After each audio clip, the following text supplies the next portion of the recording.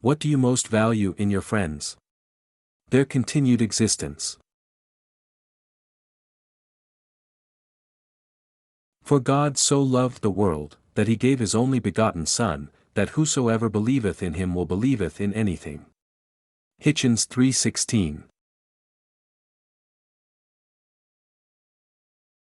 My own opinion is enough for me, and I claim the right to have it defended against any consensus, any majority, anywhere, any place, any time.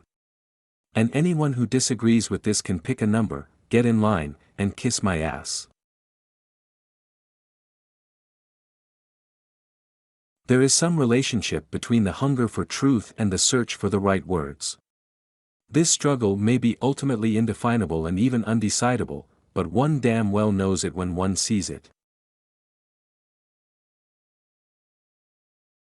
The true value of a man is not determined by his possession, supposed or real, of truth, but rather by his sincere exertion to get to the truth.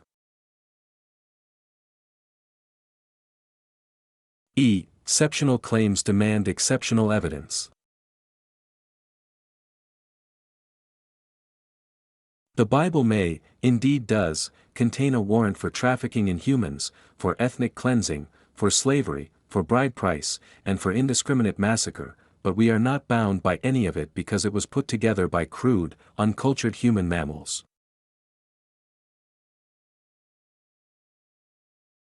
Why do humans exist? A major part of the answer, because Pikaia gracilans survived the Burgess decimation. We owe a huge debt to Galileo for emancipating us all from the stupid belief in an earth-centered or man-centered, let alone God-centered, system. He quite literally taught us our place and allowed us to go on to make extraordinary advances in knowledge. If I convert, it's because it's better that a believer dies than that an atheist does.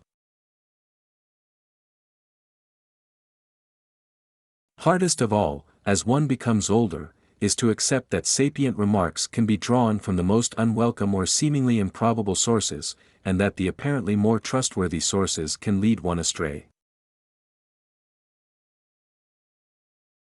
Cheap booze is a false economy.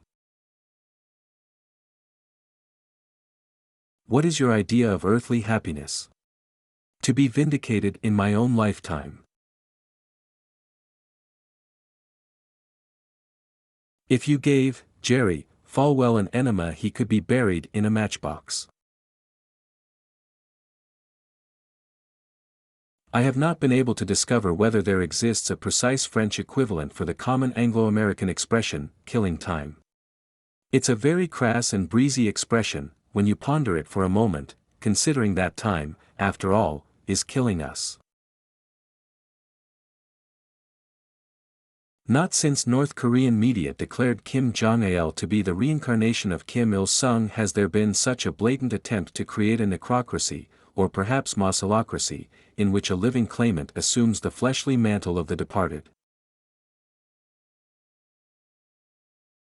It's like a memorial to Atlantis or Lyoness. These are the stone buoys that mark a drowned world.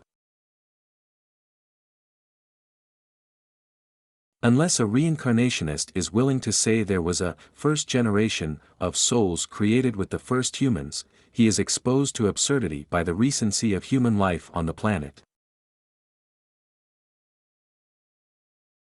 Hesitate once, hesitate twice, hesitate 100 times before employing political standards as a device for the analysis and appreciation of poetry. To choose dogma and faith over doubt and experience is to throw out the ripening vintage and to reach greedily for the Kool-Aid. Everybody does have a book in them, but in most cases that's where it should stay. To terrify children with the image of hell, to consider women an inferior creation, is that good for the world? Human decency is not derived from religion. It precedes it.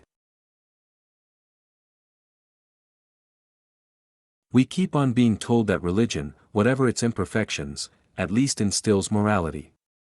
On every side, there is conclusive evidence that the contrary is the case and that faith causes people to be more mean, more selfish, and perhaps above all, more stupid.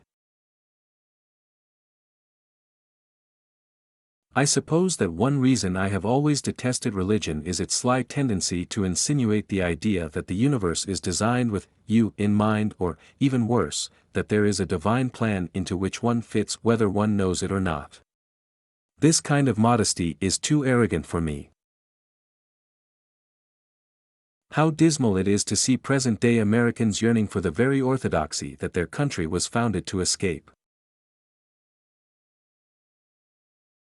I try to deny myself any illusions or delusions, and I think that this perhaps entitles me to try and deny the same to others, at least as long as they refuse to keep their fantasies to themselves. Indeed, it's futile to try and use Holy Scripture to support any political position. I deeply distrust anyone who does. Just look at what an Islamic republic is like. Where questions of religion are concerned, people are guilty of every possible sort of dishonesty and intellectual misdemeanor. It is interesting to find that people of faith now seek defensively to say that they are no worse than fascists or Nazis or Stalinists.